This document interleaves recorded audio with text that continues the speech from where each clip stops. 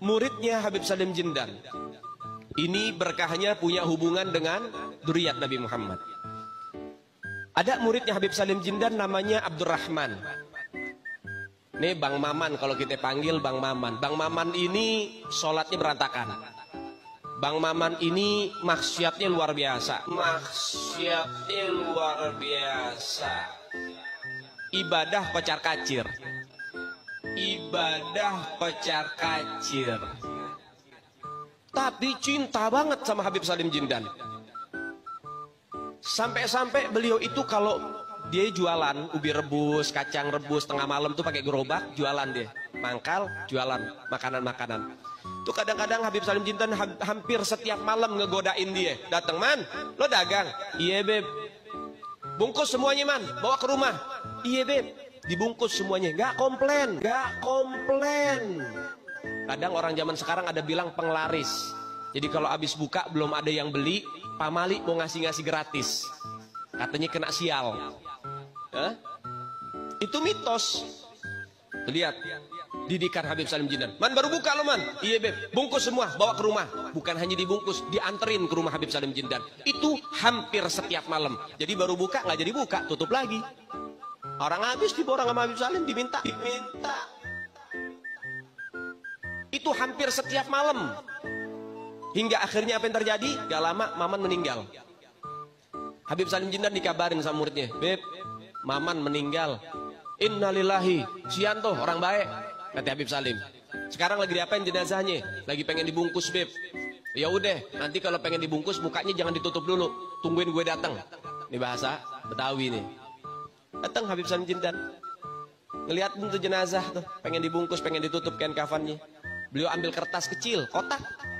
Kertas kotak kecil, beliau tulis. Ada yang ditulis sama beliau, ditaruh di bawah kepalanya si jenazah.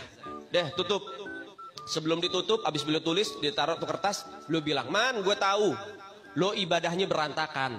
Tapi lo cinta sama dzurriyyat Nabi Muhammad, ikhlas dari dalam hati. Nanti kalau malaikat munkar nakir datang nanya pertanyaan kubur, jangan lo jawab, Man. Lo kasih surat dari gue, lo masuk surga tanpa hisab." Dijamin sama Habib Salim. Kalau dulu kan penjajahan orang dengan senjata terlihat dengan agresinya, kalau sekarang kan penjajahan bisa dengan modus-modus agama, dengan modus-modus yang khurafat-khurafat, sehingga orang itu mengikuti secara taklid membabi buta. Ya, nah ini yang kemudian sekarang lagi dibersihkan dan diluruskan oleh pihak PWILLS. Jadi Kementerian Sosial jangan terburu-buru dan tergesa-gesa, harus melakukan kajian-kajian komprehensif berkaitan dengan nama-nama yang diusulkan untuk menjadi pahlawan nasional. Jangan salah orang, karena bisa berakibat sangat luar biasa bagi bangsa kita ini, akan muncul perpecahan di dalamnya. Lalu yang kedua, di dalam sejarah bangsa ini memang banyak hal-hal yang terjadi yang tidak kemudian diabadikan dalam bentuk catatan-catatan sejarah.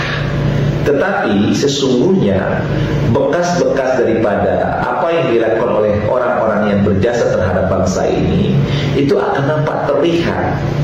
Ya, bagaimana misalnya murid-muridnya, bagaimana organisasi yang dibangunnya dan lain sebagainya. Contohnya saja misalnya Nahdlatul Ulama.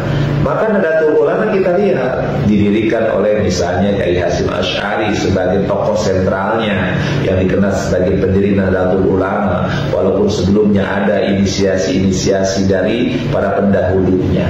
Itu ada catatan sejarahnya yang kemudian layaklah beliau dijadikan pahlawan nasional. Atau Muhammadiyah misalnya yang didirikan oleh Kiai Haji Ahmad Dahlan.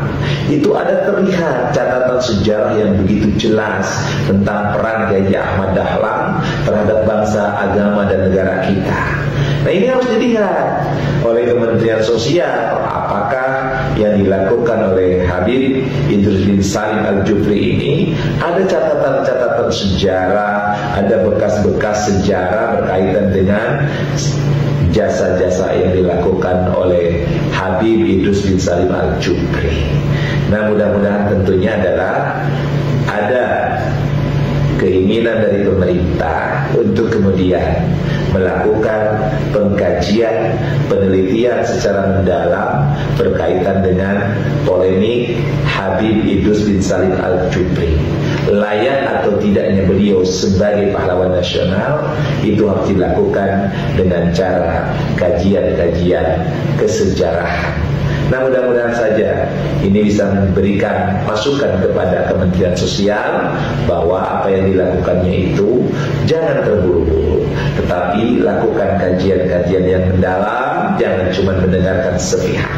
Kalau itu ternyata masyarakat kita, rakyat kita ya meyakini bahwa tokoh itu adalah memang benar seorang pahlawan yang sudah berjasa kepada bangsa dan negara, tentu tidak akan keberatan mereka-mereka ini yang sudah berjasa itu kemudian dijadikan sebagai pahlawan nasional.